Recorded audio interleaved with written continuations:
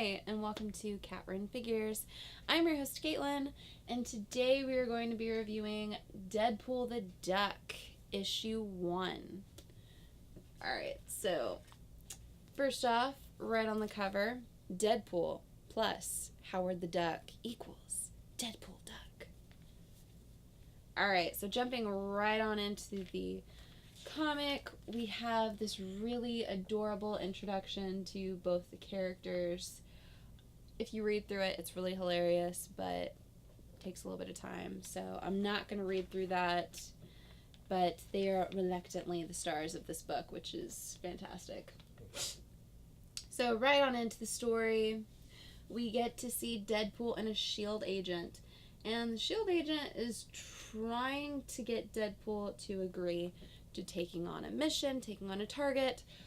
Well, Deadpool, in his own way, is at a safe house and thinking, this is it. This is our dream home. And he's talking about where he's going to put his jacuzzi, and he's going to knock out that wall. And he's literally going through picturing it, and it's kind of adorable. And we get introduced to Deadpool's new spirit animal, Wolverine. He has Logan Wolverine, or at least his memory of Logan the Wolverine, as his spirit animal. And it's really funny. And his spirit animal has jokes the entire time. Like what he would think that Wolverine would say, but it's very much Deadpool. And he just throws like a bub every now and then. And it's great because she asks, she's like, you have a spirit animal? And he's like, yeah, you know, I read in a book that it's good to have a spirit animal. I was like, you read a book? He's like, well, I listened to a podcast. A whole podcast? Okay, so 5 minutes into a podcast. And he's talking about what would be a better spirit animal than his best buddy, who's much missed, Logan the Wolverine. And he's like, you do understand that Wolverine isn't really an animal, right? And, you know, they go through a little bit of back and forth. And, yeah, Deadpool and Wolverine and his spirit animal Wolverine are planning what they're going to do to this place. It's really funny. But Mary's trying to get Deadpool right on target with the mission. And ultimately, he breaks out the handy-dandy teleporter. Yes, that's right. He still has the teleporter from his cable book that happened a while back. Great book if you've read it. Fantastic. So he teleports in.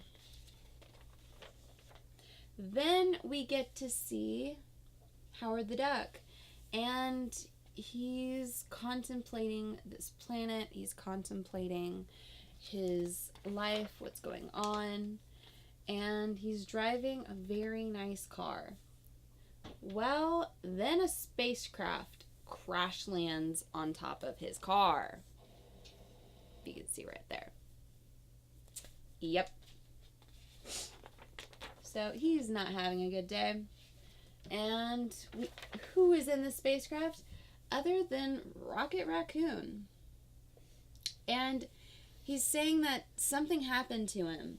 They did something. They put something inside him, and he barely escaped. And Howard's asking, you barely escaped? From what? And then we get to see it hit Rocket. So his face kind of goes blank, his eyes start to glow, and he starts to foam at the mouth. And we find out that he ended up with space rabies, and he starts to attack Howard, and Howard's just trying to run for his life. He's running out into this home, and then Deadpool shows up. Deadpool shows up, and Howard's saying, this is your story? And Deadpool says, of course, it's always my story. But Deadpool, once again, is talking real estate at this place, and he's saying there's something wrong with the swimming pool. He says, what, the fact that there's no water in it? And he's like, you know, you're quick for a real estate agent. Much smarter than that Agent Mary. Uglier, though. So then Rocket shows up, and there's a fight between Deadpool and Rocket. You know, I'm not entirely sure what exactly happened to Rocket to give him space rabies. We don't really get the full scope of that. We don't really know why S.H.I.E.L.D. is after Rocket at this point, but there's a great little thing with their fight, and of course we get to see Wolverine, the spirit animal, cheering on Deadpool this entire time. And yeah, we get Howard trying to talk Rocket down, and Deadpool's teleporting in and out of the fight, trying to get the upper hand. Then it gets kind of bad. Rocket bites Deadpool's teleportation device.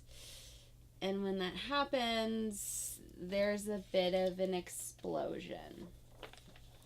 So in that explosion, it hits both Howard and Deadpool, and Rocket's thrown out of it, so he's not a part of it. Well, then we get Deadpool Duck. So I gotta tell you, I loved the fact they actually explained it. It didn't just happen for no reason whatsoever. It was funny, you know. He throws up at the sheer thought that he's Deadpool now, because we've got both the storyline, the voices between Deadpool and Howard going on. And I love how Howard's kind of like a Force ghost in this. Like, he literally looks like a ghost from like the Force talking to him. Anywho, well, he's a spirit animal now. Yeah, he's the new spirit animal. I don't know if Wolverine the spirit animal is still there or not. I guess we'll find out in the next issue. This is what the cover looks like for it. I gotta tell you, I love Deadpool miniseries. I always feel like they're pretty well done. This one had a lot of jokes. It made fun of a lot of great Marvel miniseries. It was making fun of Civil War 2. It was making fun of Vote Loki, which I loved Vote Loki when that came out. It was going back to so many different great Deadpool stories, just making fun of them. And I thought it was great. It was even referring back to the team-ups between Rocket and Howard the Duck.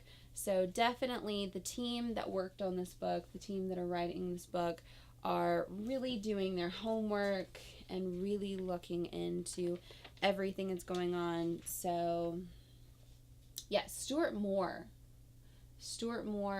and was it Jacopo Campingini? He has a weird last name.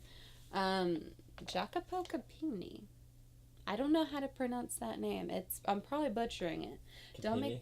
That is not Campini. I give up. I give up. Silent. I give up. However, this book was very well done. I felt like the art was great. The story was really well done. I loved the writing.